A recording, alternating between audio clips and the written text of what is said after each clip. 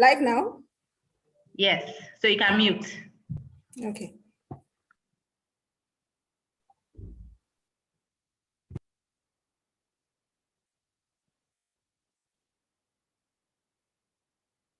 All right. Good afternoon, everyone, and thank you for joining us today. Again, this is the second session we're having for, preparing for your business pitch and then financial reporting. I'm excited to have everyone here. So joining me today, we have Shegun. Shegun, you guys met him last week. Shegun is a financial reporting expert, although he tries to say no, he's not. But yeah, Shegun will be taking you on understanding financial reporting. And then, yes, we have Omomi. Everybody has been, saying a lot of things about Omomi. Thank you, Omomi. We enjoyed the last session. So Omomi is here again. Omomi is going to, just do an overview of what she taught us on Tuesday, sorry.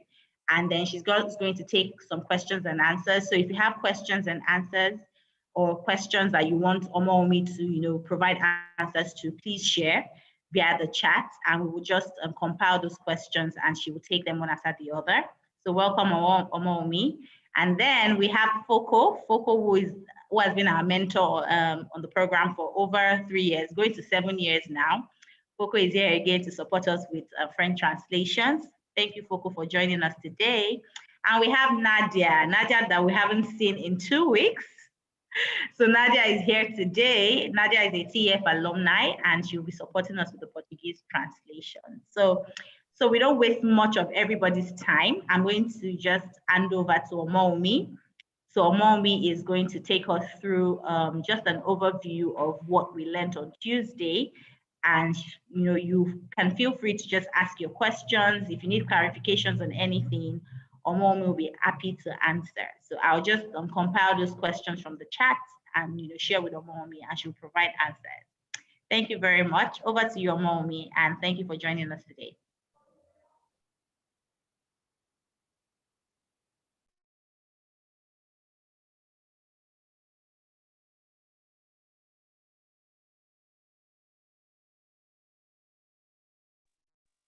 Hi, Omomi, are you here?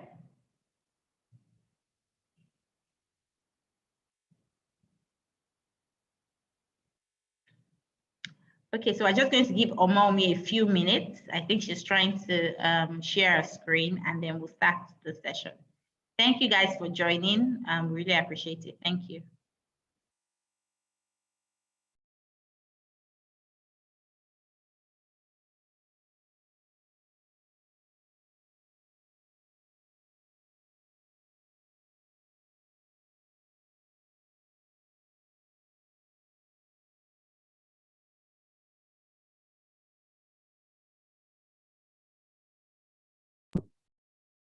Hi, everyone. Okay, I'm sorry for the delay. I'm experiencing a bit of background noise, but please bear. I'll just go straight into it in the interest of time. So like Ibuku mentioned, I'll be running through what we went through 2 days ago. And this is really around preparing you to present your business pitch. So the business pitch essentially has there 6 parts to it. The first part is around the problem and solution. And then in the discussion last week, we highlighted the fact that on the problem and solution section, you're going to be talking about what idea or what problem gave rise to your business and what your solution looks like. So I'll hand over, Foko, maybe you go ahead and translate that.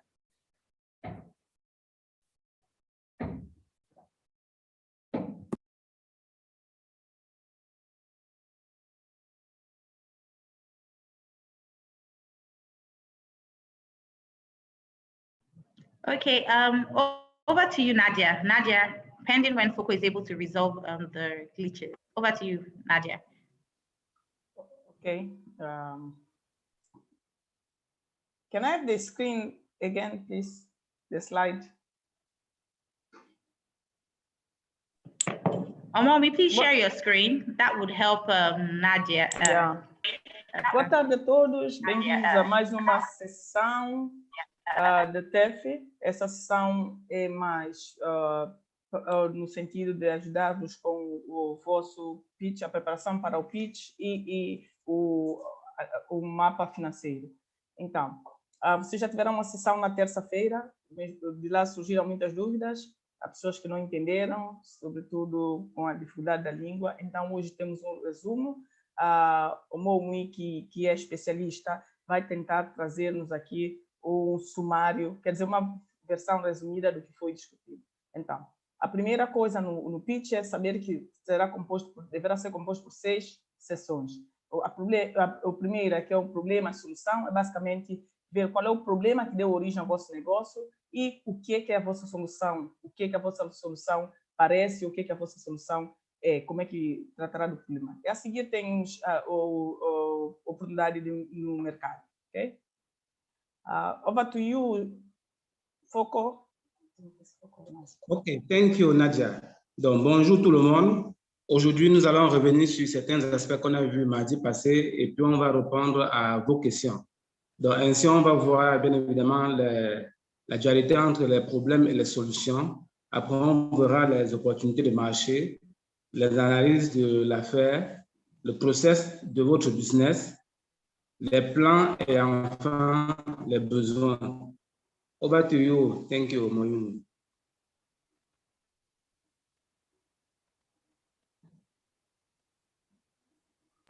Thank you, Poco. So like I mentioned, there is going to be is a 6-section business pitch, and then the expectation is that you will talk through these 6 areas. So in the interest of time, because this session is not about recapping what we spoke through on Tuesday, I will go over to the questions, a couple of questions that we picked up from the last session, and then we will try and address them. So I'm just going to flip the screen to the question area.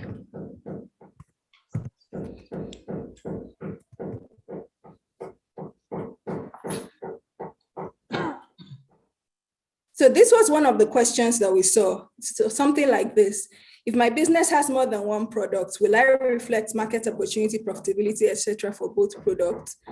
So I believe the position on this, and then Ibukun, please correct me if I'm mistaken, is that the expectation is your business areas would be related to one another, at least to some degree. For instance, if you are a fashion designer, or if you let me give the example of a food business. If you're a farm business or a crop business, your second related business would be either around the diversity of products. Maybe you produce farm produce, you produce dairy products, and then some of the byproducts of the dairy products, that's your milking cattle. The cattle generates dung, and then you convert that dung to fertilizer or something.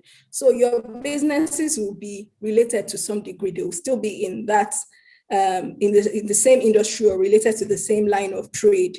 So if this is the case, you would probably, in the interest of time, and because it's a business pitch, you would have a primary product that you are making the focus of this presentation. And then you mentioned that in addition to that primary product, your business is also going to be involved in the generation of fertilizer or generation of other byproducts. But for the focus of the market opportunity, profitability, you keep the focus on your primary products, because the reality is that you have your business pitch, you have limited time to make your presentation. So you don't want your presentation to be too long that you can't finish it. So the advice and the recommendation is to have a primary product that you keep as the focus of this business pitch, and then you will just make mention of your secondary product. For that primary product, you will speak through the market opportunity, the market analysis, you will speak about the profitability of that particular product, you speak about the features and functionality of that product, and just mention the secondary products that you have or services that you have for your business.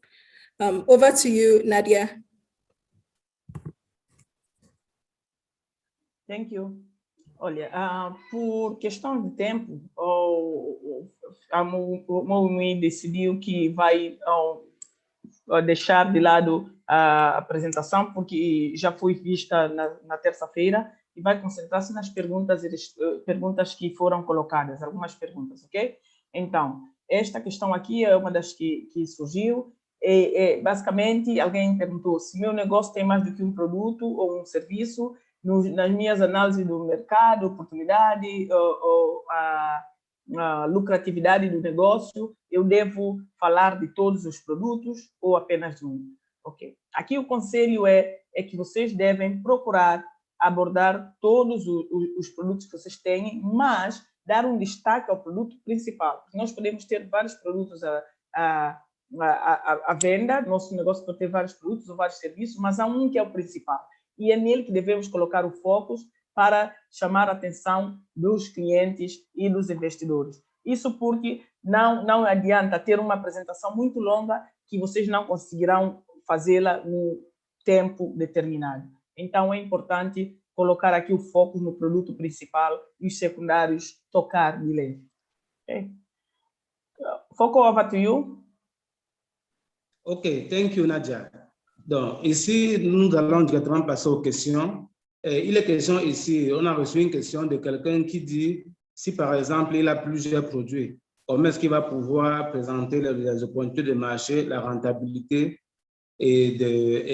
pour que ça puisse concerner tous les autres produits. Donc, en fait, nous convenons que si vous avez plusieurs produits, on va faire simple.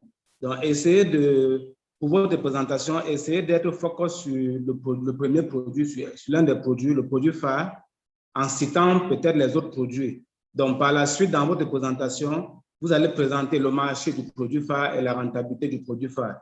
Donc, on retient que si vous avez plusieurs produits, restez focus sur un produit et les autres, vous les mentionnez juste. OK, thank you. Over to you.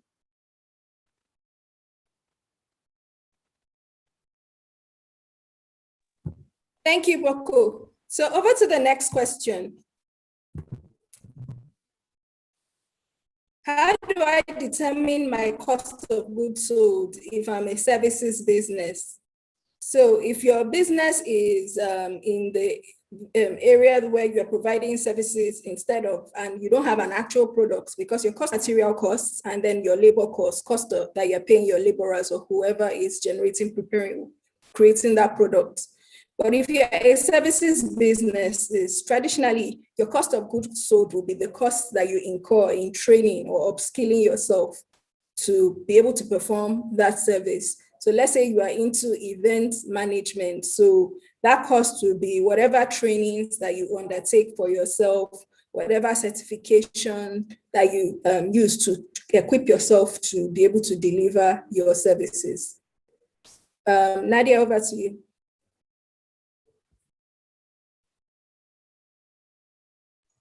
Thank you.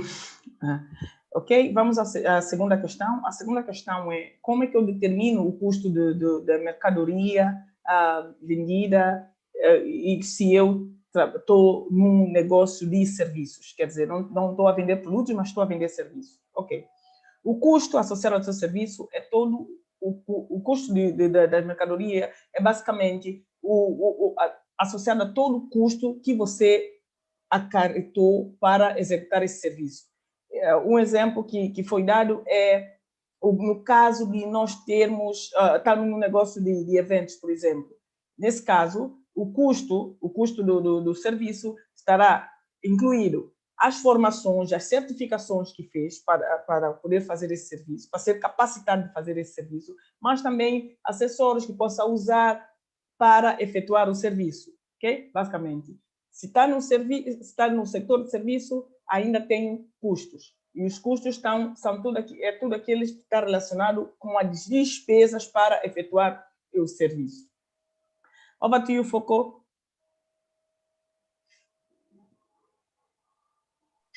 OK, thank you, Nadia. Donc, la prochaine question, c'est comment je fais pour déterminer le coût de mes coûts lorsque je ne fabrique pas de produits. J'ai plutôt des services. Donc, ici, il faut noter que même quand vous avez les services, ces services en réalité ont un coût. Ça peut être, par exemple, le coût de la certification, ça peut être le coût de la protection des marques. Bon, généralement, dans une entreprise, nous avons les coûts directs et les coûts fixes. on a les charges directes et les charges fixes. Donc, quelle que soit l'activité que vous menez, vous devez savoir qu'il y a toujours des coûts que vous exposez, comme par exemple le personnel, bref, quelle que soit l'activité que vous faites, il y a toujours des coûts que vous exposez. Donc, si vous avez plutôt des services et non des produits, il n'y a pas de problème. Analysez votre activité et déterminez facilement vos coûts. Merci. Thank you. Over to you.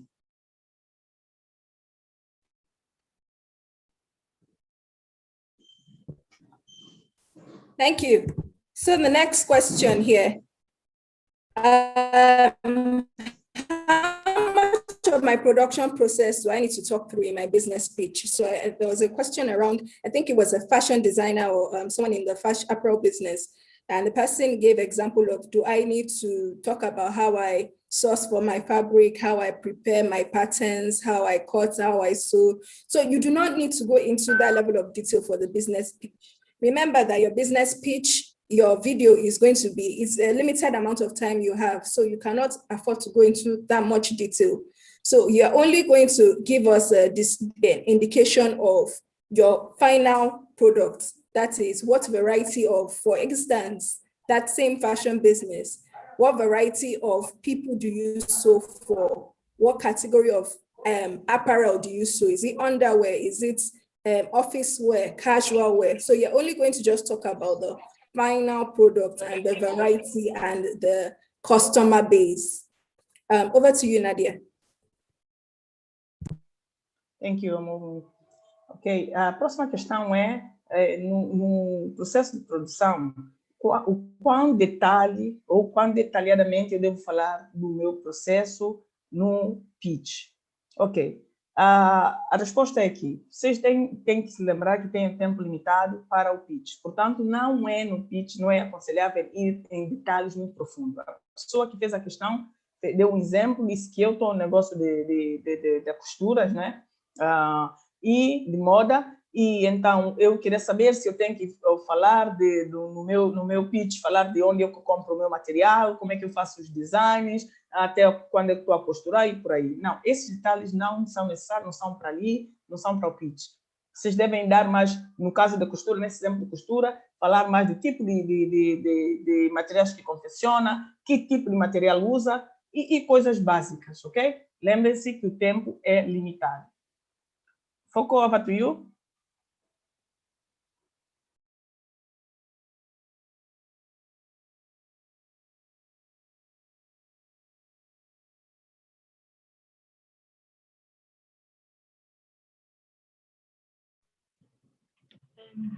Hello, Foco. Are you there? Okay, Mommy, let's just continue. Foco will join us in subsequent questions. Thank you. Okay, I've seen a couple of questions. So the questions in the chat window are moving really fast, so it's hard to keep up. But if we have not addressed your question, you can still retype it. Maybe we would pick it up. So I saw a question relating to adding pictures or prototypes, like my business is a mobile application. Can I show prototypes? So it's a video, so you can include the picture of that. And even in the written version, you can include pictures or prototypes. You are very free to do that in both the written form and then in the video form. Sometime in between the video, you can show a picture of the prototype. Nadia, over to you.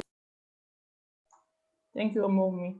Ok, pessoal, as questões estão a surgir no chat, são muito rápidas, ela não consegue apanhar todas, mas se vocês colocarem questão e está a ver que nós não estamos a responder, continuem a repetir que assim pode ser que seja apanhado, ok?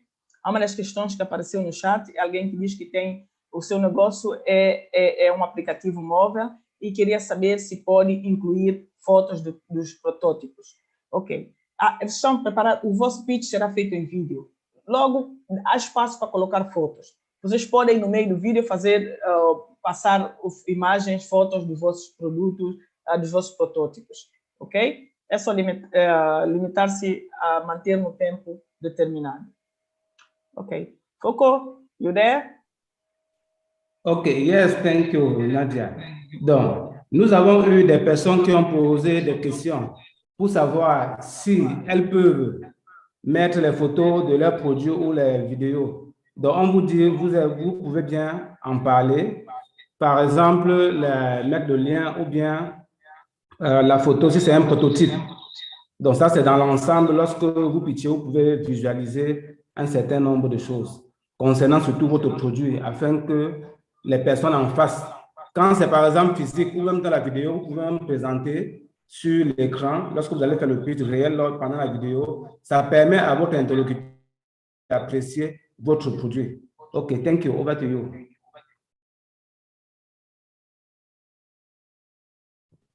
All right.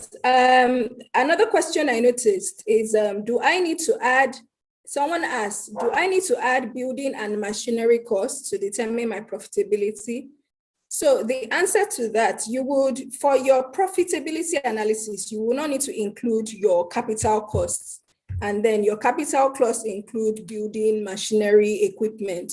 You don't need to include those. All you need to include in your cost is your running cost. That is the cost you incur on a monthly regular basis, which will include salaries, rents, utility, administrative costs, travel costs, and the like. But these are costs that come up every month, if you will, or more frequently. But your one-time setup costs like building and machinery and equipment, you don't need to include that in your cost analysis to derive your profits, your final profit.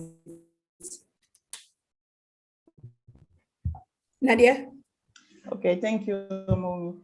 Ok, então a outra questão que surgiu é se eu devo incluir os custos da de máquinas e edifícios para fazer a análise da lucratividade do negócio.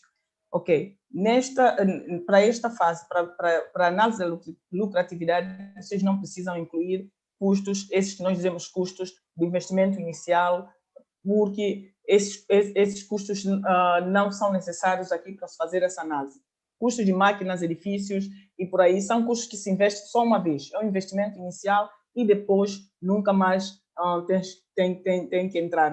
Agora, custos que são os custos correntes, os custos que acontecem mensalmente ou diariamente associados ao vosso produto ou ao vosso serviço, ou os ditos custos fixos, né, que estão sempre a acontecer, esses sim devem ser incluídos na análise da lucratividade do vosso produto ou serviço. Foco, over to you. OK, thank you, Nadia. Donc, ici, en fait, il est question pour vous de savoir quelles sont les charges ou les coûts qui rentrent dans le calcul de la rentabilité. Donc, les deux dames sont revenues dessus. Pour le calcul de la rentabilité, vous devez tenir compte de vos charges quotidiennes, comme par exemple l'électricité, les salaires et tout ce qui est le coût de la matière première. Et surtout, ne pas y mettre tout ce qui est lié à l'investissement, parce que ce qui est lié à l'investissement s'appelle amortissement. Et ça rentre dans les charges pour la rentabilité en termes d'amortissement et non en termes de coût brut de l'investissement. Donc, les charges comme le bâtiment, ou bien les véhicules, toutes les charges de structure, tous les coûts de structure, ce qui rentre dans l'investissement doit être amorti avant de rentrer dans le calcul de la rentabilité. OK, thank you. Over to you.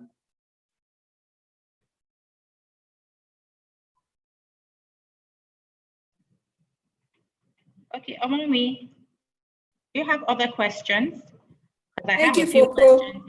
There is another question. Hi, Ibukun. Can I represent? Yes. Okay, let me take your questions. Maybe I think yours are more streamlined than mine. Okay. One here. Can you hear me? The only one. No, just go ahead with yours. Okay. All right, so yes. There's a question here. Yes, I can hear you. The question is saying, how do I determine my market size in dollars for catfish farming? So I don't know if this is a Shegun's question or if you can address this question. Okay, I can take it. So it's a catfish business. Hello, can you hear me? Yes, go ahead, Omomi. Go ahead. So for the market size, there are two ways you can determine your market size. The first way is what we call the top-down, where you estimate that global size of the market, which I think is what the person is expecting with global size in dollars, that is the global industry or the overall industry size in dollars.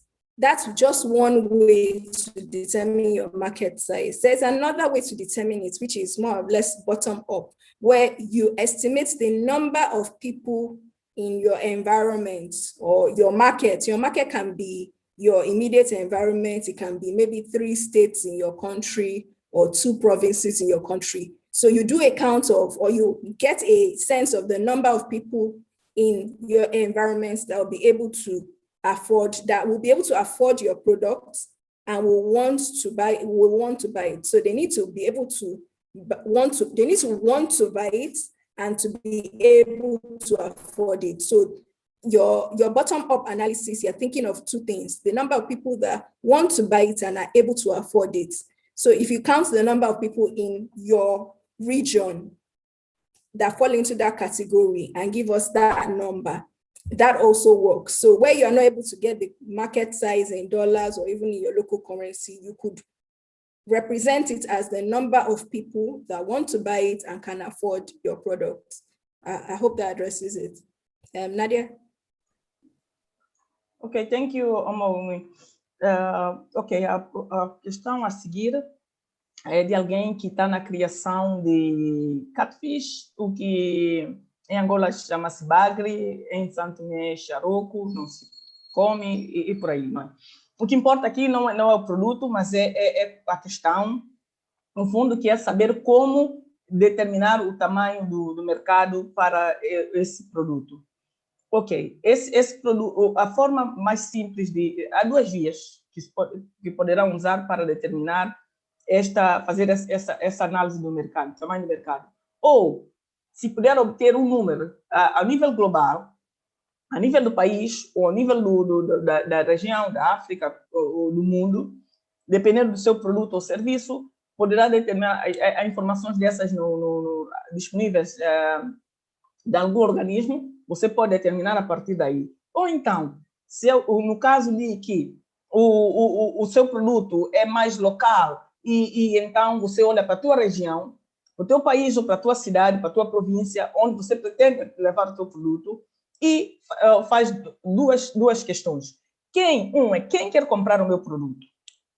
Ok? Eu tomo nota dessas pessoas. Quantas pessoas querem comprar o meu produto? E depois quem pode pagar pelo meu produto? Porque uma coisa é querer comprar, outra coisa é poder pagar. Muita gente pode querer, mas não ter o poder de compra. E logo essa pessoa deixa de ser meu cliente alvo, deixa de ser meu público-alvo. Portanto, determinar o vosso mercado pode ser a partir dessa forma, a partir da região, e analisar para ver se quem pode e quem quer e quem pode, e dessa forma determinar uma estimativa do número de pessoas interessadas no seu produto ou serviço. Foco, over to you. Ok, thank you, Nadia.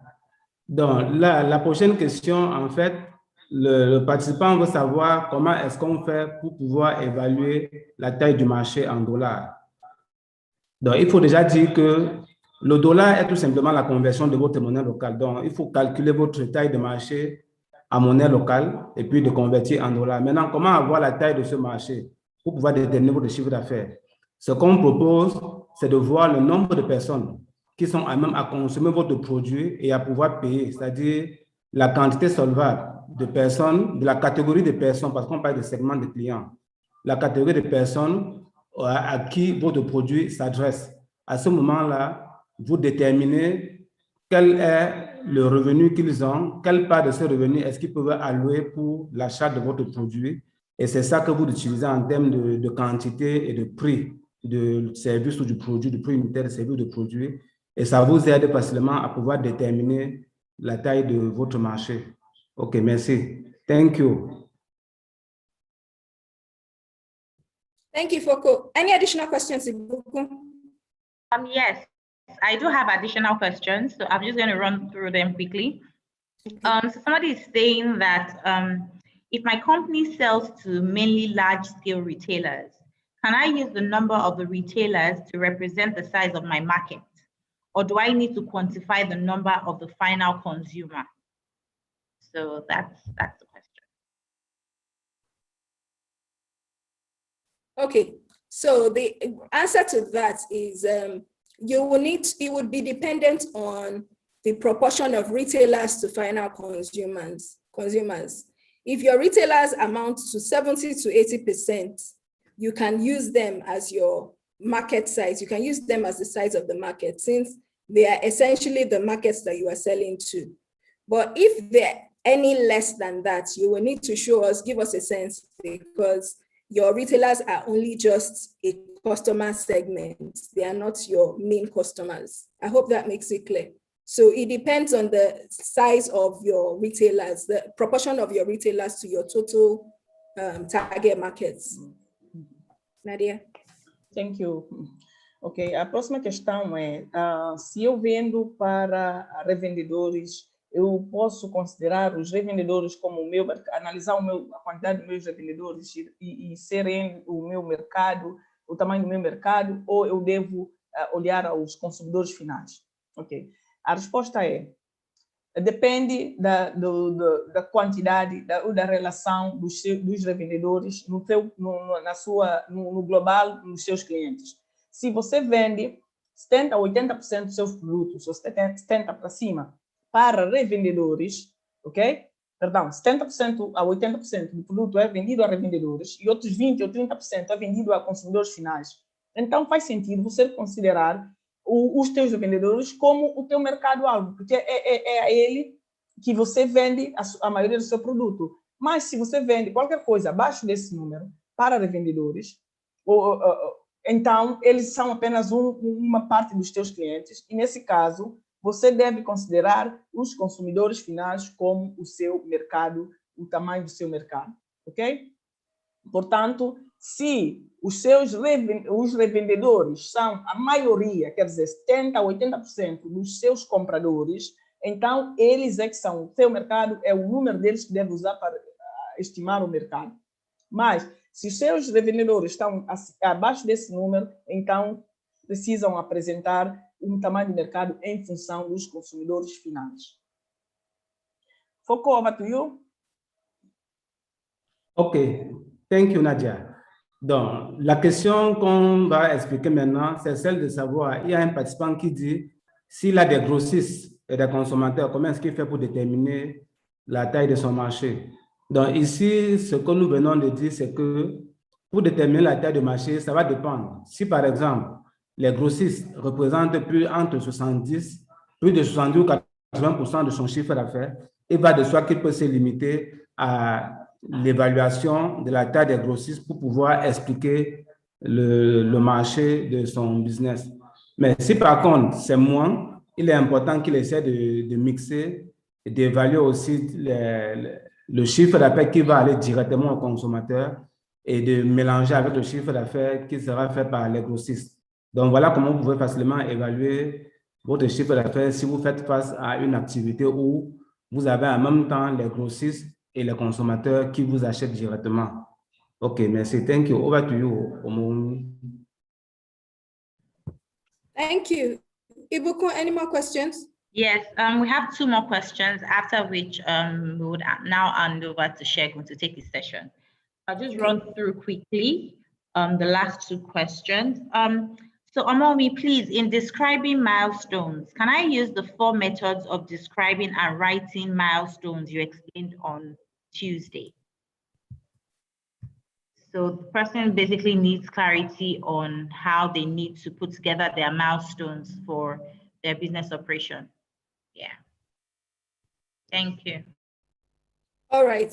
Yes. So I've flipped the screen over to the 4 types of milestones. So these are examples these are guides that you can use. You might choose to, for each quarter milestone, have 4 milestones. Each 1 milestone for financial, 1 for operational, 1 for customer focus, 1 for capability building. Or you can choose to have only 1 or 2. So you can use this, but these are guides, and you don't have to have 4 types of milestones for each quarter. So yes, you can use this, but you can mix it up. Maybe you can choose to show only financial milestones across your 8 quarters, or only operational milestones, or only customer focused milestones. So it will depend on the type of business you are running. For some business, you can show all 4 types of milestones. For some, you can only show 1 or 2. So you can use this as a guide. Nadia? Thank you, Momi. Ok, a próxima questão era diretamente para o Momi, e a questão era sobre o cronograma ou marcos, ok? Basicamente, queria saber se pode usar os exemplos que ela deu para preparar o seu cronograma. Isso foi dado na sessão passada, da terça-feira. E a resposta é que sim, pode usar, são guias que vocês podem usar ou não, ok? Porque ter em conta que quando ela falou, deu esse exemplo de quatro tipos de marcos e cronogramas, que pode ser um financeiro, um operacional, um que está dedicado especificamente aos clientes, e outro em termos de melhorias ou enriquecimento da capacidade. Tudo isso, cada um separadamente, pode fazer, mas também podem fazer mais simples, ou somente financeiro, ou podem fazer como é que se diz isso? Trimestre, podem fazer por trimestre detalhados, quatro marcos, e depois para cada mês fazem apenas um marco. Isso tudo depende de vós. Esse é apenas um exemplo que pode ou não pode ser seguido, depende de vós. Foco, over to you. Ok, thank you Nadia. Donc, il y a un entrepreneur qui pose la question sur les étapes importantes, telles qu'on vous l'a dit de présenter la dernière fois, dans le cadre du résumé ou bien du pitch. Donc, on a donné quelques exemples, c'est juste des guides. Donc, vous pouvez, par exemple, par trimestre, indiquer quel est le cap que vous voulez atteindre sur le plan financier, le cap que vous voulez atteindre sur le plan de la taille de la clientèle, le cap que vous voulez atteindre sur le plan, par exemple, de la formation ou bien du personnel que vous avez recruté. Donc, en fait, c'est à vous de trouver en fonction de votre activité quel est l'indicateur pertinent qui vous permet de montrer comment votre activité va évoluer en termes d'étapes importantes à signaler chaque trimestre. OK, je vous remercie. Thank you, Omoyumi. You have the floor. All right, Ibukun, your last question. All right, Omomi, so I'll just share the last question so that we can move to other things. So somebody is saying, I really don't understand what this person is trying to say. Okay, so in a case where the business sells products and offers services in a grocery business, how do I determine the average price? So I guess this person is offering has two different services in one, I guess. So, you have a product and you also offer services for that product. So how do I determine the average price? That's the question.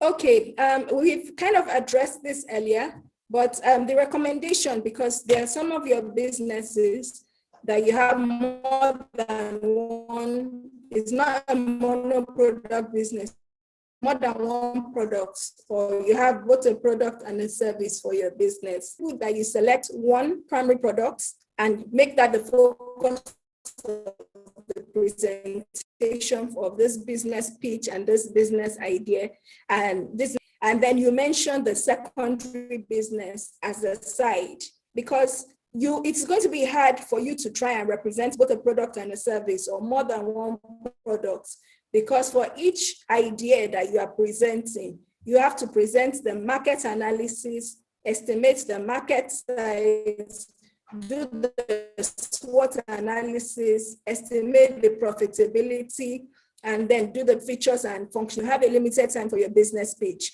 So it's recommended that you select the primary one, the one that you know is going to be the primary source of the revenue for your business, and make that the focus on at the side, but choose one product or service and make that the focus of your business pitch. Thank you, Mom. Nadia. I guess it's my turn. Okay. Então, a última questão é de alguém que diz que se tem um negócio de serviço e produto, como é que consegue estimar o preço médio do mesmo? Qual deles é que ele leva, qual é que apresenta, como é que faz? Essa questão é muito parecida com uma que já foi respondida cá, acerca de quem tem mais do que um produto. É exatamente a mesma coisa. Você seleciona se é o produto ou o serviço que é o principal, a sua principal fonte de renda do negócio e foca nele. Por quê? Porque você, para cada produto ou serviço que tiver, vai ter que fazer uma análise SWOT, vai ter que fazer uma análise do mercado, vai fazer a estratégia de venda que pretende aplicar, o preço, os custos, tudo sobre cada um produto. E o tempo do pitch é limitado. Então, não há como você querer fazer para mais do que um produto ou para um produto e um serviço. Escolhe. É o produto que é o principal? Ou é o serviço que é o principal? Eu trabalho no produto, o serviço é principal, eu trabalho no serviço, o produto que é secundário eu apenas menciono. Se é o contrário, a mesma coisa. É basicamente isso. Foco, over to you. OK, thank you, Nadia. Donc, la question actuelle est de savoir, c'est ce qu'un participant demande, si on a un produit et un service, comment est-ce qu'on fait pour trouver l'évaluation moyenne de son marché ou bien de son prix? Bon, il se passe qu'on a déjà répondu à cette question parce qu'on vous a dit de prendre le cas où vous avez que vous avez deux ou plusieurs produits. Il est question pour vous de choisir le produit principal et d'en parler parce que le temps alloué pour le pitch ne vous permet pas de parler de tout. Donc, on vous a donc dit ce que vous devez faire.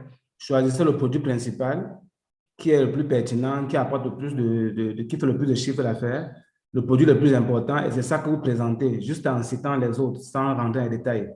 Donc, c'est avec ce produit principal que vous allez faire tous vos calculs et sur ça que toute votre présentation sera basée. Donc, voilà ce qu'on vous conseille. Choisissez un produit et soyez focus sur ce produit-là. Ça peut être soit le produit, dans ce cas où ça peut être le service, ça dépend de la part que ça prend dans votre activité ou dans votre business. Thank you. Over to you. Okay, thank you very much, Omomi. I think those are all the questions we have for this session. So thank you very much, Omomi, for supporting us with, just taking the entrepreneurs through how to, prepare for your business pitch, how to develop a standard business plan. We really appreciate your support and dedication.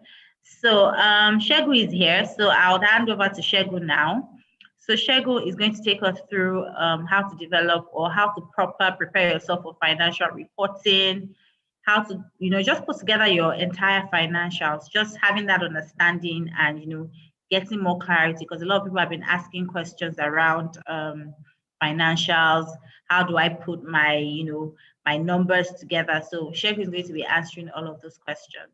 So over to you, Shegu. Thank you very much. Thank you very much. Okay, this is better. Thank you very much,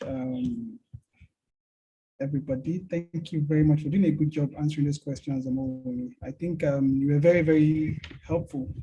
And I appreciate how we addressed some of the questions raised. I'm just going to share my screen very quickly.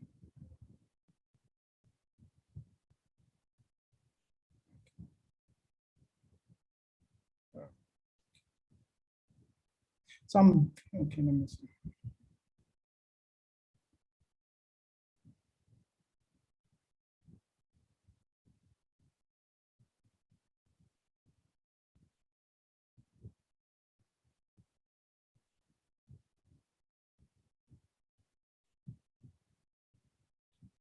Okay. So welcome, guys. I think when I have been an alumni and can you hear me? I mean, okay, fantastic. Yes, so I have been an alumni and I have had to go through what we are going through. There's so much happening at the same time. You are trying to put a business together. You're trying to do the documentation required by Tef. You're trying to find team members to support your vision, support your goal. I mean, what you're doing is very, very amazing. You said, okay, I'm not going to depend on government. I'm going to try and solve some of the problems. And that's what I call entrepreneurs. I call entrepreneurs, especially those who do startups, that they are problem solvers, solution providers. And it is very, very common for us to get so caught up in solving these problems. I mean, whether it's a big international problem, it's a small agri problem, it's a supply and delivery problem. We get so caught up in the operations that we forget to do our financials. And you'll be like, what does it matter? I am solving problems, right? I'm able to meet the demand. But guess what? You're being able to understand financial reporting is the difference between you continue to get caught up in what you're doing, right? In operational tasks, day-by-day activities, and you being able to plan ahead and scale up quickly. So I titled this presentation Financial Reporting 101. Now, I don't know what Buku wants me to say, but I mean, I'm just going to go straight through it. And I'm sure if there are any questions that the foundation thinks we should answer particularly, we can always have a follow-up session there. So Financial Reporting 101, financials, who really cares about numbers? I'm just going to answer a couple of these questions as we go along. What it is, why it's important to keep them, the value books and what each one of them represents. I'm going to now say where to start from and best practices. I think this is, if everybody understands this number 5, I think you've moved from 0 to 100 or maybe 90, and then the rest is just 90 to 100. And I'll summarize and say, and give you a reminder of why you should actually do this financial reporting. So what really is financial reporting? Financial reporting, so when I was thinking about what to say, I basically looked at a lot of definitions, and all of them looked very, very intelligent. And I said, you know what, let me take a very simple approach. You know, financial reporting simply means giving stakeholders an accurate view of the company's accounting position used in a predefined structured format. And I'll break that into several components. What it means is that there are people who want to know what is happening. You have to show them the current situation of the company, not with words, not by showing them products, not by showing them demos. They want to just see numbers. And in a structure that you're not the author of the structure. The structure is something that was handed over to you. It is predefined because it is assumed, and that is very, very, very word. It is assumed that anybody seeing it in this structure should be able to interpret what you're saying. Whether or not that is the case, I mean, we'll find out in a bit. Now, what are these numbers you'll be sharing? You'll be sharing your everything that has to do with numbers. You'll be sharing things like revenues, expenses, profit, capital, cash inflow, loans. I mean, every part of your business that can be registered as a number. And someone said, what if I have an inquiry? Guess what? That inquiry for your product can be converted to numbers, because by the time you say he's asking me for tomatoes or for catfish feed, how many bags is he talking about?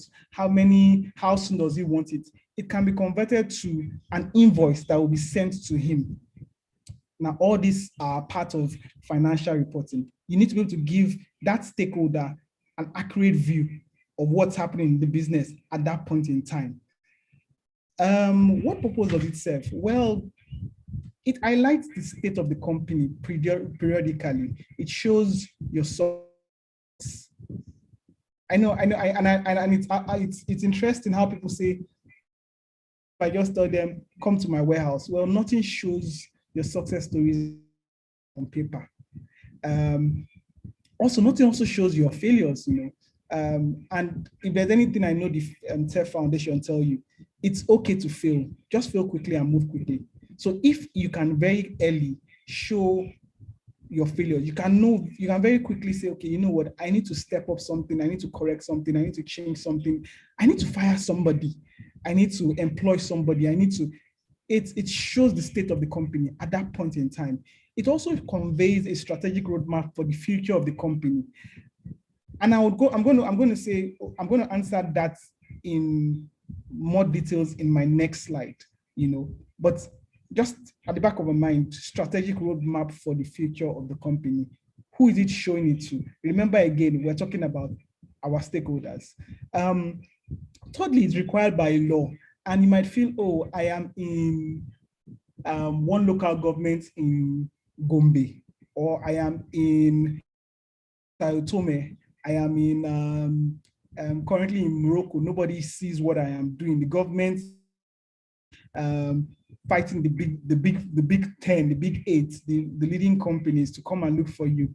And that's where it surprises you, because your failure to meet the requirements by law, it has a way of quickly accumulating it, in terms of fines and what have you. It is required by law that you actually give a report. Now, there are different types of reports, and I'll answer again when I talk about your stakeholders. I mean, in general, when you have a financial report, you basically can carry everybody along. And the final part is it gives you access. And I said ... Who does it give you access to? I mean, it gives you access to a lot of things. It gives you access to resources. It gives you access to investments. It gives you access to loans. It gives you access to people. It can open door for you. It could give you access to new supply lines. It could give you access to new customer lines. And you're saying, oh, but I'm in business to sell to these people. I'm in business to make money. Just think about it. In a very strange way, report can actually help you scale your business from maybe 3 that you are to 20 very quickly. All you have to do is say, sir, I know that you are getting supplies from 10 other people 6 months. If I have been able to grow my business from 0.0 to 0.3 within 2 months, I must be doing something right. And I'm sure if you bring me on board, I can do the same thing for you. I did a master's, and I wrote a paper on supply chain decisions, supply chains when there are disruptions. And one of the key factors in choosing the right supplier for a particular goods is that supplier's ability to show that they have an excellent delivery track record.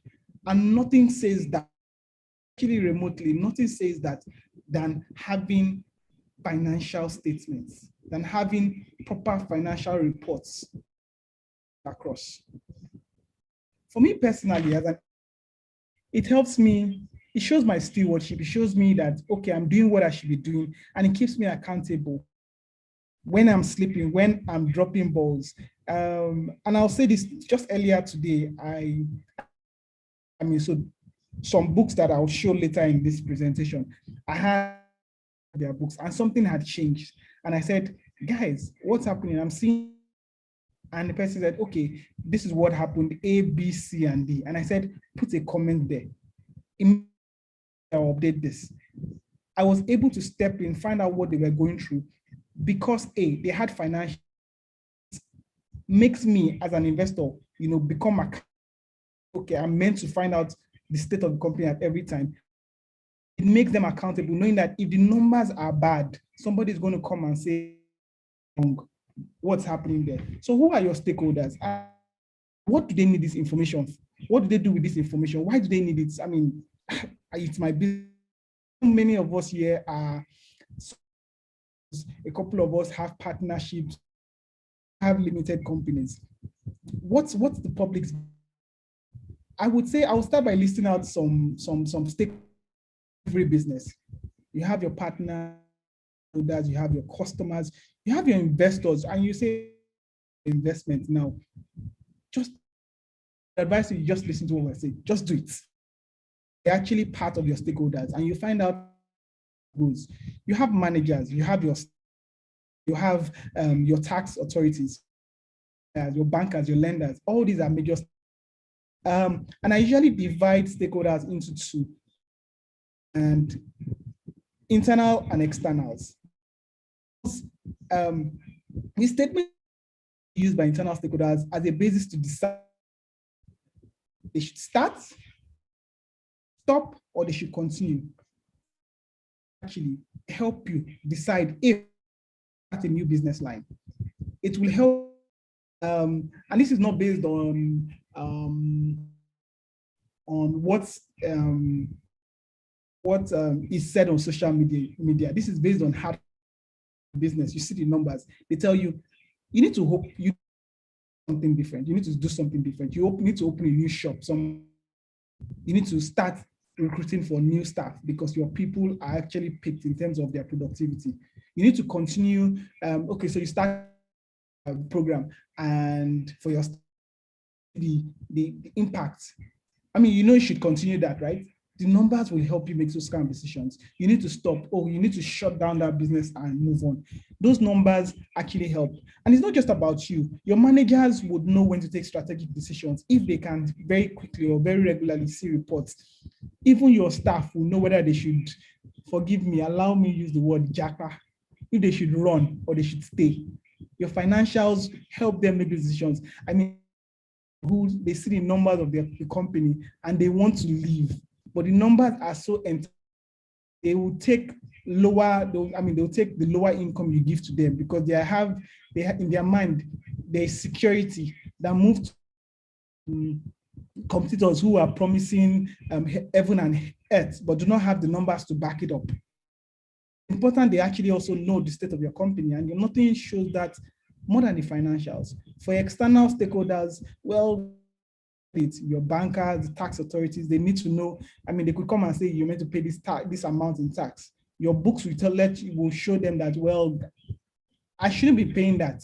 It show them that, well, I have paid that previously. It will show them that, well, I am actually following due processes.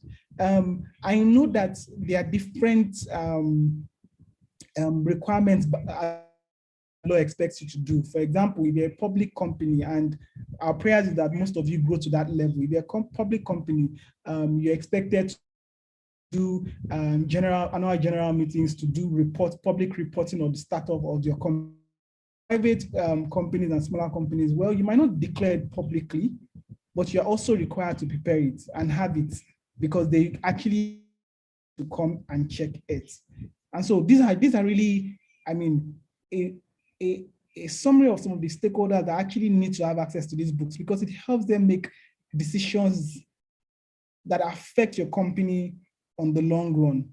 The next page is the value books. What are those key books that form the essence of reporting? There are 4 major books. We have the balance sheet, right? We have the income statement, we have the cash flow statement, and we have the equity chain documents.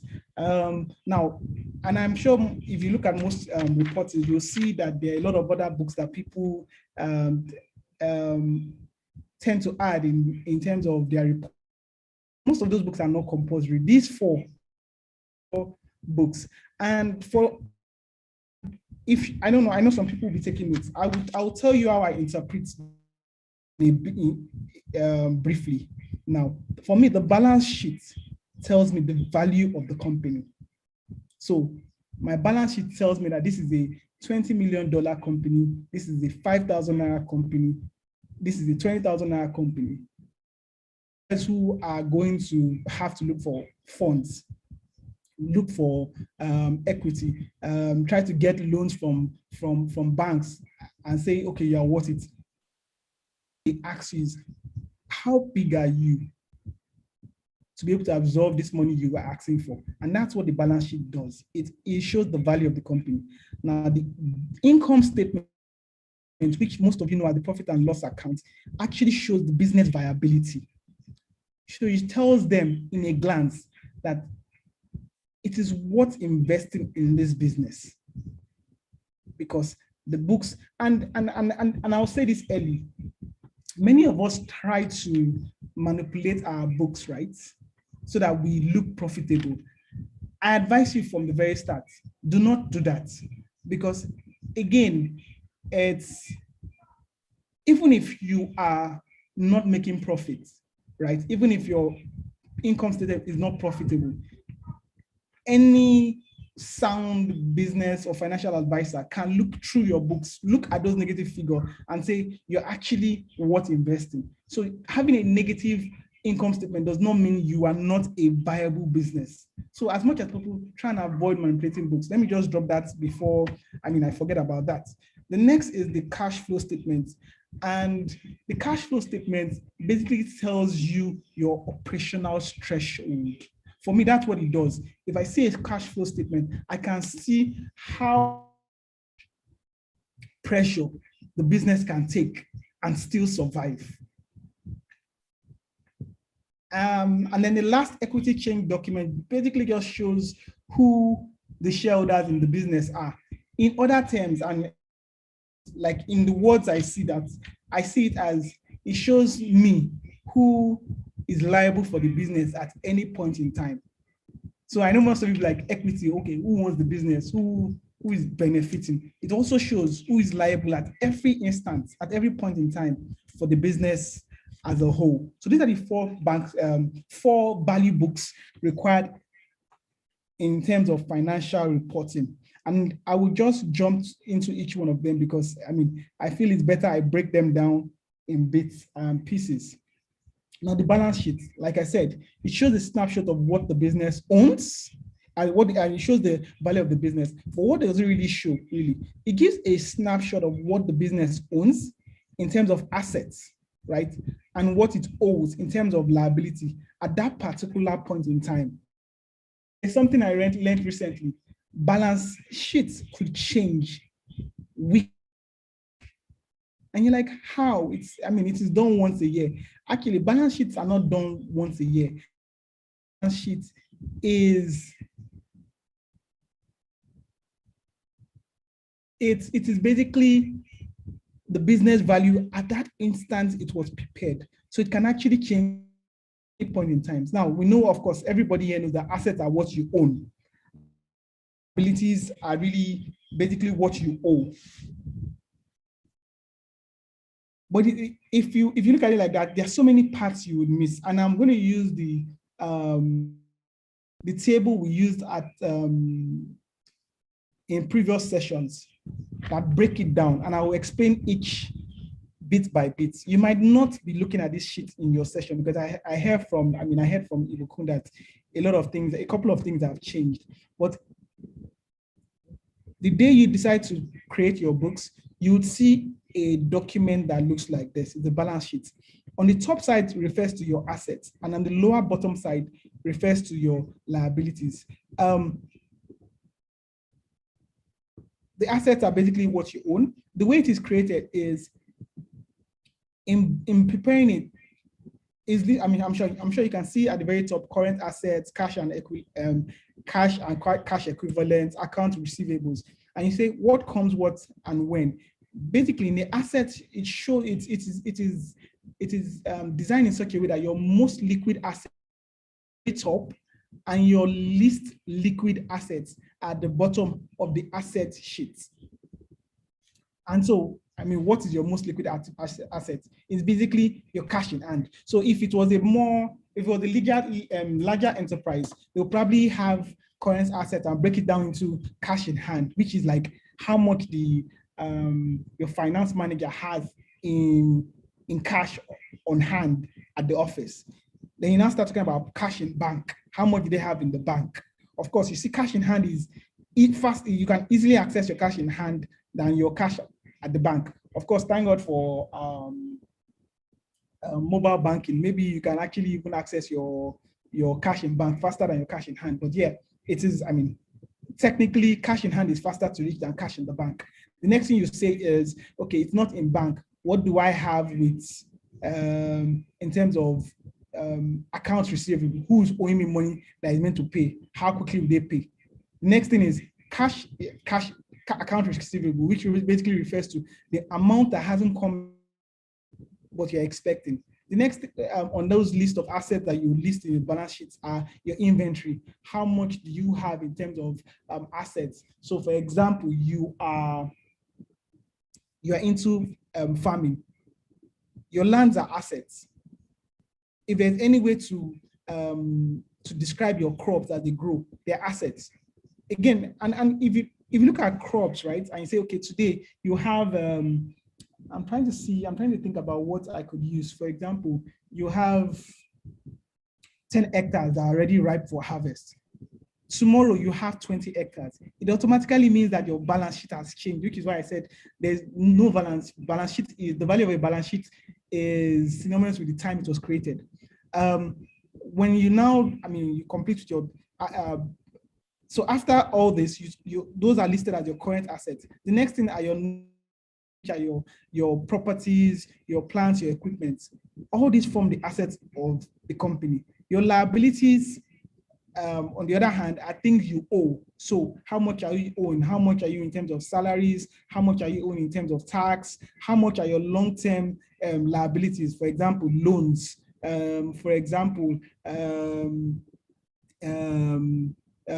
So you will probably categorize your short-term loans, then you categorize your long-term loans. How much are you owing to these people? Then you also have, for example, if you have short-term investors giving you money, it might not particularly be classified as loans, you would list those as well. Then, of course, on your balance sheet, you have your shareholder equity, and you wonder why you're putting it under liabilities, why you're putting under what you owe. Remember, every business is considered an entity by itself. So basically, the business actually owes the shareholder. So that's actually a liability calculation. Even though you are saying, well, it's assets. I put the money in the business, my business. But the entity called the business actually owes the shareholder. And the shareholder equity could be divided into two. Some people break it down for that, but it's basically looked at as investor capital, which comes in as at that period or maybe if your accounting is per year, the investment capital that came in that year, and the investment capital that came in, and then the retained earnings refers to the investment capital and the value of that investment capital that came in previous years. This, as a snapshot, tells me the value of a business at every point in time. You would notice that and I don't know whether you can see my screen, the assets, right? The value of the assets is equal to the value of the liabilities. And yes, that is a standard accounting principle. At every point in time, your balance, and that is why it's called the balance sheet. Your assets are always equals to your liability plus your equity. So to calculate the, for example, the liability of the company, you take your assets minus your equity and you get your liabilities. To find, you can basically calculate liability in terms of liabilities excluding equity by deducting the equity from your assets. This is a very powerful sheet. If you look at it in that dimension, in that way, you realize how important this document is to the business. Our document, which is your income statement, I said is the business viability. It basically shows the financial performance. It lists your sales and your expenditure. In essence, it shows the profitability of the company. There are so many parts to the profit and loss document. And some of you will argue that, well, I have a cash flow document. What's the difference between the income statement and the cash flow document? Profits, what I said, liabilities, expenditures, those are my losses, how much I spent. What's the difference? As you grow there's some kinds of business transactions that do not close immediately. For example, if you place an order from, in their books, they've sold you a pair of shoes, for instance, but you're not paying immediately, right? So in their books, do you a pair of shoes, and it is registered in their revenues as part of their sales, collected the cash, right? They still need the cash flow documents or the cash flow books to show show that that amount has not. And that's why you differentiate both books. One shows sales, regardless of whether the money has come in or not, and one shows the cash that goes out per time. again, using what the standard reporting document that the Tef Foundation would basically share with entrepreneurs and advice that we use, you can see what a profit and loss document looks like. And I'm going to start from the top and break it down. And I mean, if you have questions on descriptions, you can just at the top. I'll be very happy to go through them. But basically, your income statement, revenues, several products, you sell to different classes, you classify that as your revenue.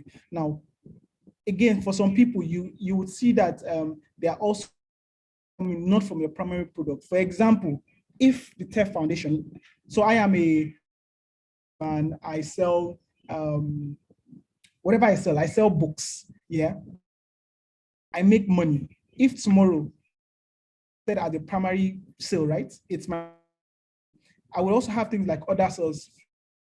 If the Tef Foundation says, come and give this stock, and if they are paying me money through my company, that as revenue, that goes under my revenue section. Of every amount that comes or that could come into the company is listed as my total revenue. Next thing you say is, okay, what's my direct cost? The cost of actually offering that particular service to that customer. If you, and I'd like to break it down for you, because you would see that there are some other components of listed below. If you, I'm looking for how best to break it down. So you producing shoes. No, you sell shoes. The cost of producing those shoes you sell are referred to as your direct costs. In your P&L, you are expected to do a gross, which is actually the revenue from selling shoes minus the cost of, and you get your gross profit. Why is this gross profit important? The gross profit tells you if you're making money from that actual transaction. And I'll give you an example. It helps you decide if you should, at that instance, increase the cost of producing those shoes higher than the amount you sell those shoes. You automatically know the prices on those shoes, or maybe you should sell to a different customer, or maybe you should even go back and look at your supply chain and say, how do I decrease the cost of making of producing those shoes? Your gross profit is a very, very important term in your amongst your value books. The next thing you say is, okay, yes, I have produced these shoes, I sold at a profit. But that's not all. There are other costs involved in your business, other costs that are part of your business, your rent, your utilities, the cost of marketing, the cost of finding out customer. Now, these are not directly included in your cost of production, but they are also costs incurred by the business in actually making those sales. So you add those and you say, okay, what is the total expenses I have to make as a business? If I deduct it, I get what is known as the operating profit. So there are three major calculations in your income statement. There's the gross profit, which is your revenues minus the direct cost of production. There's the operating profit, which is your gross profit minus the cost of actually running the business. And then finally, there is the last net profit or net income clause, which says, okay, now I'm actually profitable as a business, but there are some other expenses that I have to make. For example, tax. For example, I took a loan previously and I'm paying interest. If you deduct it, your final value, which is your net income, tells you if that business is viable. Because of the way the statement is broken down, at every point in time, you can tweak different you can tweak different operational actions you make in your business. For example, if I have a negative gross profit, I know I should be looking at decreasing the direct cost of sales. I should be looking at how to buy my parts or the component of my business cheaper. If my gross profit is good, but my operating profit is negative. I know at that point in that I should be thinking about, okay, do I have to find a better insurance partner to insure my goods, at a reduced amount? Do I have, am I spending too much on maintenance? Should I strategically go and procure better equipment that reduce my cost of maintenance? Do I spend less on marketing? If your operating profit is good, you ask yourself, oh, do I actually spend more on marketing to increase my overall profits? Every line, and every term there, your gross profits, your operating profits, and your net profit, if you have these numbers on the back of your fingers, you know exactly what to do as a business. And that's also what your stakeholders want to be able to know. If they do a year-by-year comparison and they're able to see, okay, you spent X amount on salaries and you spent Y the following year, they see how you think as a business, and they can actually make strategic decisions regarding supporting you or using you as a partner. And then the last part is your cash flow statement. Not the last, the third value reporting document is your cash flow statement. This shows the liquidity of the company. Some people say this statement, standing by itself, can make any company. There's this popular statement we know, there's this popular saying that revenue is vanity, and revenue shows selling. Yeah, they say it's vanity. Margins is sanity. At least you know that you have a viable business. If you have good margins, these margins I refer to are your gross profits, your net profits, right? But cash is the reality. Somebody once asked me that, how will you phrase this? And I mentioned it earlier. It shows, your cash statement shows your operational threshold. It tells in a nutshell how many months more you can go on doing that business without breaking. Some people say, but I'm making my P&L, my profits, my income statement is positive. I'm a profitable business. My guy, if you have a transaction if you have a sales, for instance, and the person is paying you after 180 days, and your cash flow statement shows that you can only sustain the operations of the business for 30 days, it means between your 30th day and the 180th day that you will be paid, you do not have a business. Within that period, you'd probably have lost your staff, you'd have shut down your factory. Some of the goods in the warehouse could even go bad because you didn't consume them. If your production uses disposable raw materials, and that could kill your business. Your cash flow statement also helps you take some very strategic decisions concerning do I have to go and look for more money? How much do I look for? Who do I get it from? How much, what kind of offer can I give a customer? So I'm giving a customer pay instantly or pay after 30 days. And he says, oh, I could give you a larger order, but I can pay you only after 180 days. With your cash flow statement, you can ask yourself the question, can I sustain my operations pending when that inflow comes in? This statement is actually considered by many as the most important statement to your business survival. And how do you break it down? I saw so many cash statements, and I saw so many reporting, so many templates on what a cash statement should look like. But I said, this answers the question very easily. Month on month, day by day, how much comes in? Day by day, month on month, how much you have to spend? If you add the total income, you add the total expenditure, how much more do you have left in your bank account? This is a fantastic description of what a cash flow statement should look like. And if you project it, I mean, you could use this for forecast. You can use it to plan. Like I said, you can know how many months more you can survive as a business without going under if #1 does not, or if you don't make a single dollar in revenue. Very, very, very, very critical books. The last book, which is the equity exchange document, basically shows who has what, like I mentioned. It's not considered so very important, even though they would ask of this. Some people will ask for this.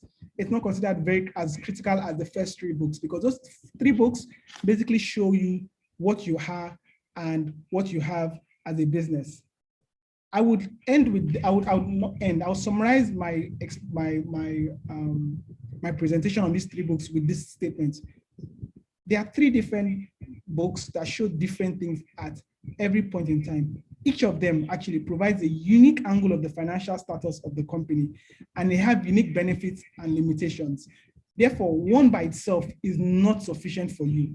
You need the 3 at every point in time to have a 360 view of what your business is. I've loaded you with so much, but you actually, and I remember from last year, from 2 years ago, from 3 years ago, people were like, this is too much, this is overwhelming. Where do I start from? Between me and you, and this is okay, let's take it easy. Between me and you, when people just tell people, start small, start already.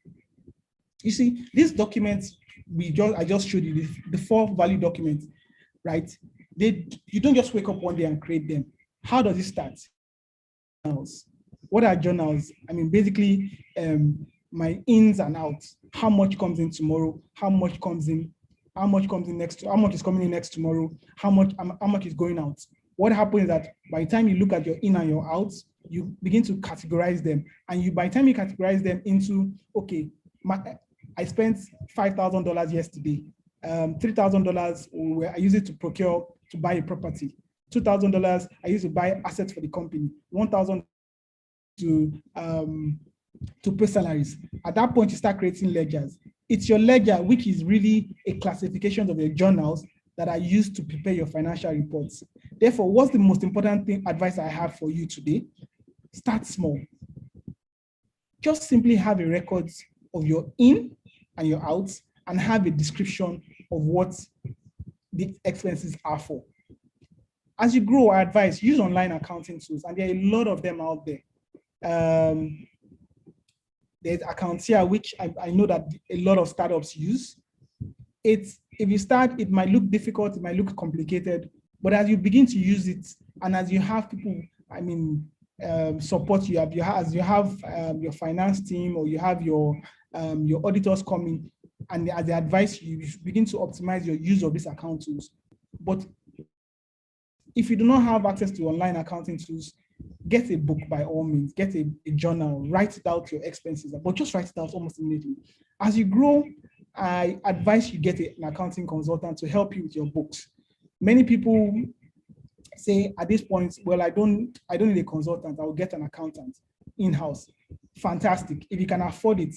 From my own experience, having an accounting consultant it's cheap, and you have a more reliable advisor than getting an accountant who might not have experience across board, but then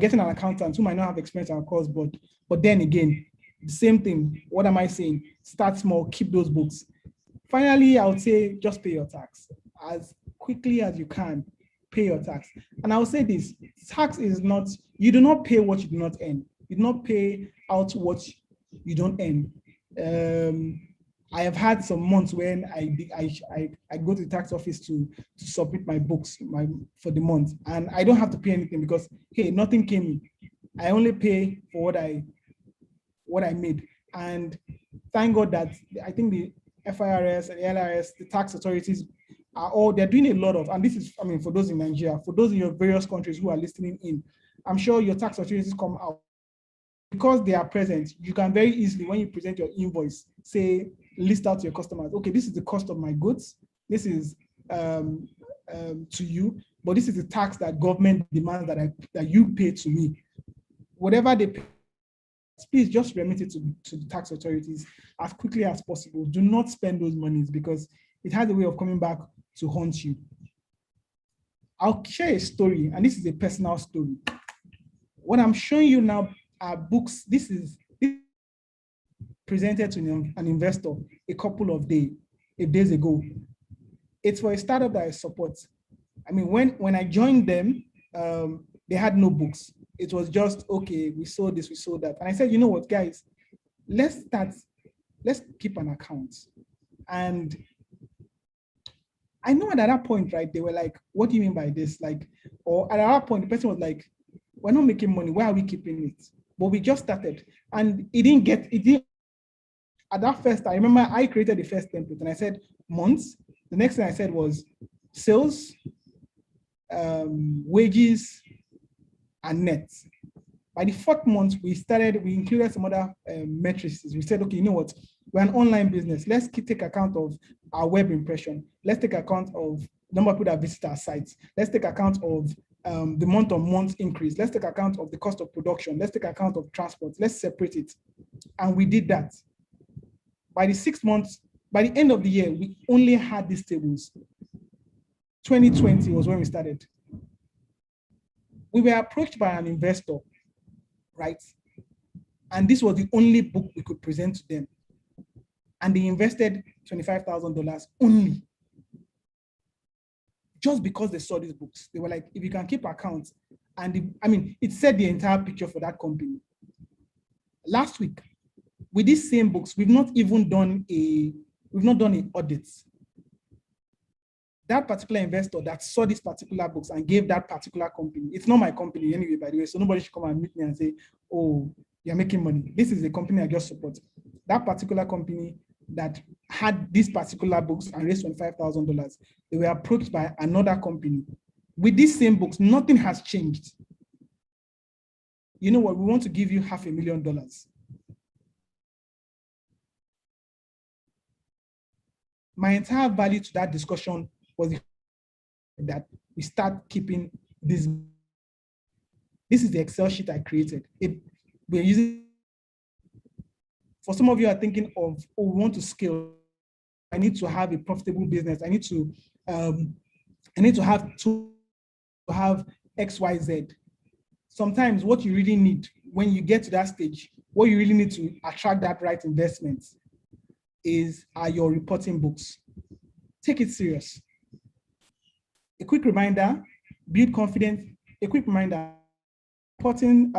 having your reporting books available, build confidence amongst your stakeholders, activating them with the right information, both external. Financial reporting helps the past successes and future potential of the business.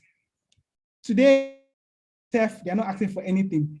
But and say, because Tef is not asking for this, you should not, because tomorrow you might be the person asking for something. Thank you very much. And Ibuku, I think I can handle. Yes, wow. Thank you so much for such an amazing session, very enlightening and very impactful. I hope the entrepreneurs were able to get one or two things. I'm so sorry we couldn't translate because, numbers, you would, take, but however, Shegun is going to come back again just to give us like an overview, and then Foko and Nadia would now break it down and you'll be able to answer a few questions, just so we don't, take much of your time, because we spent over an hour, 30 minutes. And, we're trying to minimize your data usage attending these sessions. So we're going to bring Shegun back. And that's the last week when we're going to have the elevator pitch training. Shegun is going to take like an overview of everything he has taught us and answer questions. So not to worry. So Shegun, just to mention, there's a question they've been asking that, can you share your, this template with them? Can you share this document? Something that, just like a quick reminder, something that you can share. I know this is like a presentation document, but do you have anything that you would like to share with them that they can use as a guide? Just to sure.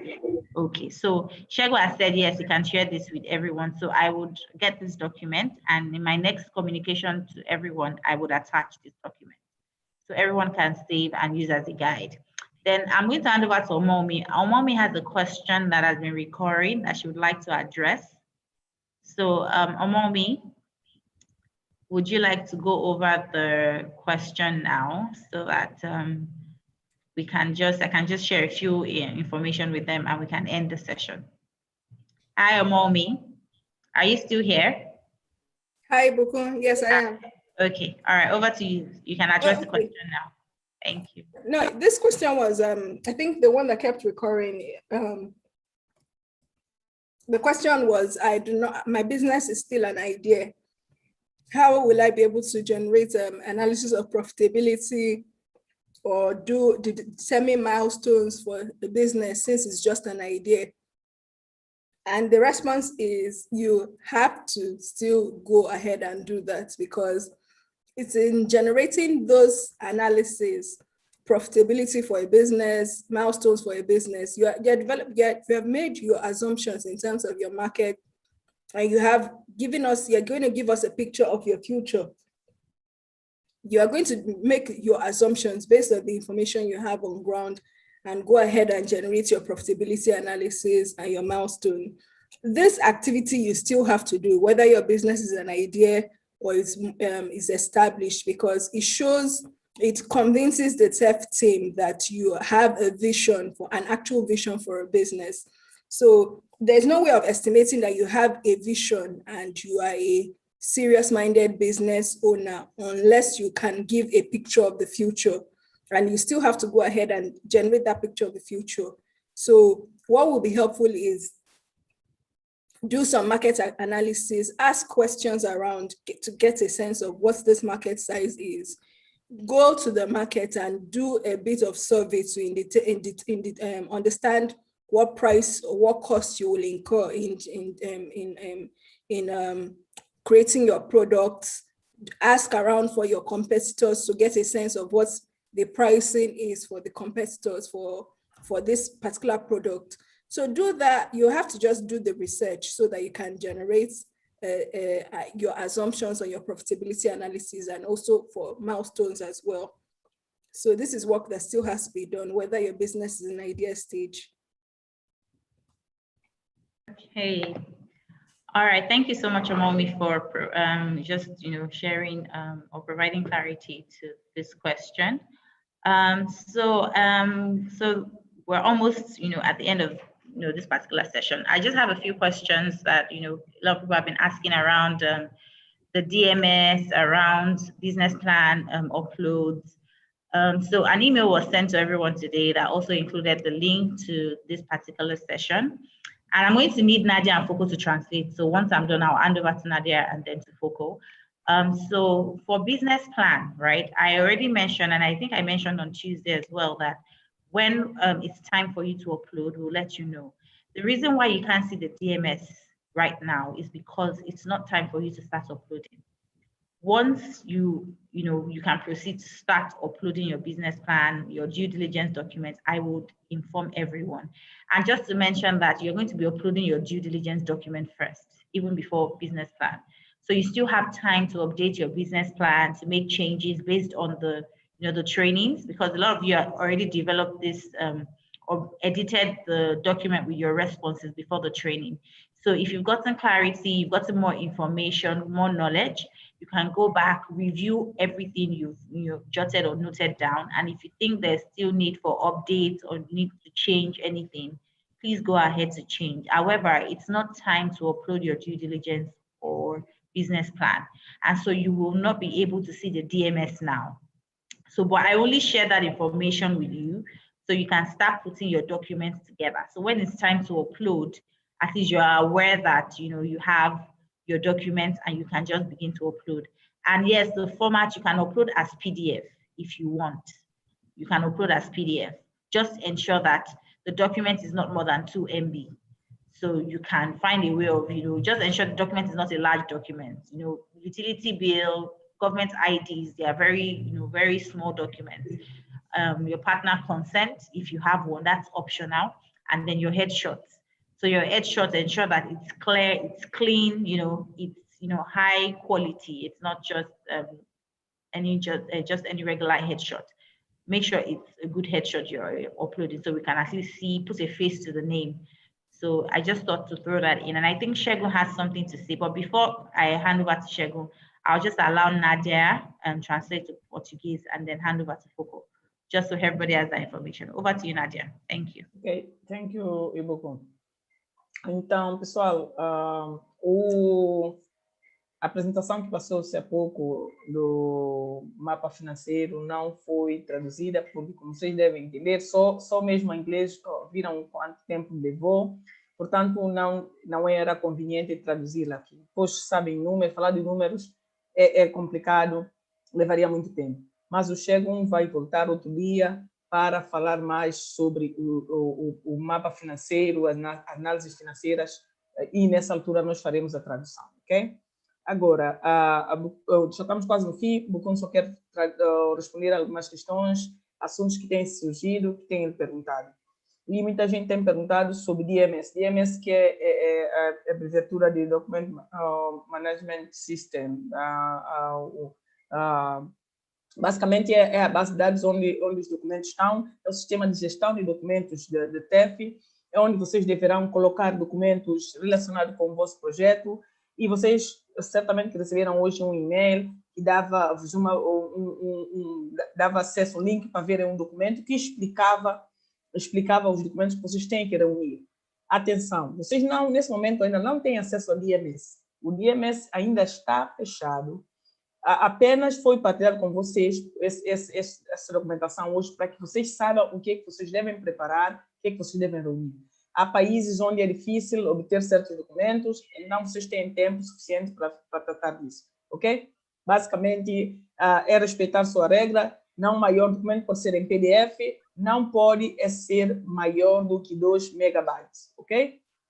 Então, comecem a reunir os documentos, fatura de luz ou de água que esteja no vosso nome ou no nome da vossa empresa, o documento de identificação, BI, passaporte, documentos válidos, coisa do gênero, e aqueles que dão mais trabalhos, também documentos de empresas e por aí. Reunir e guardar, esperar a altura certa para enviar. Tá? Foucault, over to you. OK, thank you, Nadia. Donc, et beaucoup vient de partager certaines informations avec vous. Il s'agit en l'occurrence d'un mail qui a été envoyé aujourd'hui et qui vous donne un peu un aperçu de tout ce qui va se passer pour la suite. Donc, dans ce mail-là, on vous a indiqué comment est-ce que vous devez faire pour pouvoir envoyer vos documents sur la plateforme à travers le DMS. Le DMS, c'est un outil de gestion de documents. Donc, c'est à travers cet outil qui n'est pas encore présent en ligne. Donc, on vous l'a dit, quand ça sera présent en ligne, on va vous signaler et vous allez y aller afin de respecter la procédure qu'on vous a envoyée par email dans un guide. Donc, ce que vous devez faire maintenant, c'est d'apprêter tous vos documents, comme par exemple votre carte d'identité nationale. Ça peut être dans une pièce officielle du gouvernement, ça peut être la carte d'identité nationale, ça peut être le passeport, ça peut être la carte d'électeur, ça peut être le permis de conduire. Donc, ces éléments qu'on vous a donnés, vous devez les apprêter. Vous devez aussi apprêter une photo de vous en clair, juste le portrait. Pas une photo entière, juste une photo de carte d'identité, un portrait. Vous devez aussi apprêter tous les documents qu'on vous a indiqués par email et respecter la procédure qui a été mise dans l'email qu'on vous a envoyé. Donc, pour cela, on vous demande d'envoyer les documents en PDF ou en image, mais pourvu que ce ne soit pas des documents lourds, ça ne doit pas être plus de 1 ou 2 mégas. Donc, n'envoyez pas des documents qui sont lourds, ça ne passera pas. Essayez d'arranger vos documents et le moment venu, on vous indiquera comment faire pour envoyer en fonction de la procédure qui vous a déjà été envoyée. Donc, commencez à vous habituer, collecter les documents et puis on vous dira comment faire pour les mettre en ligne en activant le DMS. Donc, quand ça sera possible d'envoyer en ligne, vous allez voir dans votre plateforme, dans votre page de travail, le DMS qui va apparaître. Donc, voilà ce qu'on pourrait dire concernant ce point-là.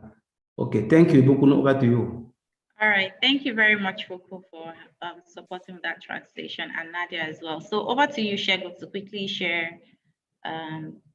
You said you had some information you wanted to share. Over to Shego. Okay. So it's not a critical information.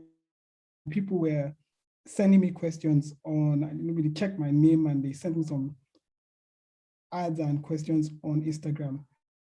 I'm sure you can, let me just say this, you can, firstly, any questions you could send it to me. I think I am more Twitter than on Instagram, so just send me a message. I'm sure at the next session I'll answer most of it, please. Secondly, I tell people this, that sometimes the problems are inside. They're very, very close to you. Within, you will have questions on, oh, some of you are thinking, okay, what do I do? But I can assure you that within your echo, I know of at least 2 or 3 people whose core are around building financial or even the everyday accounting support services. Very, very happy to refer you to them. If you click on your WhatsApp group, if you check within your WhatsApp group, who does this, I'm sure they will respond almost immediately. I'll find them. I mean, I'll be happy to refer them to you one-on-one. But the solution to whatever issues you have around are actually very close to. They are closer to. So that's just what I wanted to say. Thank you, IBK. All right. Okay. Thank you very much, Shagun. Thank you for sharing that. Okay. So just to also note that it's actually for a lot of people, because a lot of participants have been saying TEF. It's actually TEF, right? It's an acronym, so it's TEF, just for the benefit of others that are watching via the YouTube channel. So it's TEF. So I think we've been able to address most of the issues. Just to reiterate again that the DMS portal is not accessible now. We're going to open the portal very soon, and we'll let you know, so you can start uploading your due diligence documents. That's the only document you need to submit first. After that, we'll close out on due diligence and move to business plan. So it's like a flow. So please just exercise patience. The only reason why the guide was sent to you is just for you to familiarize yourself with it. Go through the guide. It's very detailed with screenshots of what you actually see when you get on the portal. So you have an understanding and you know what the expectations are. And it's just a seamless experience. So that's why we shared the guide ahead. So I think we've been able to cover a lot of the questions people have been asking. So don't send any business plan via email. Just put together your due diligence documents. It could be PDF, it could be in Word, whichever format you want. Just ensure that it's not a large document. When it's time for you to upload, we will definitely let you know. So I think that's all I need to share with everyone today. And thank you for joining us today. We really appreciate it. And, it just shows commitment.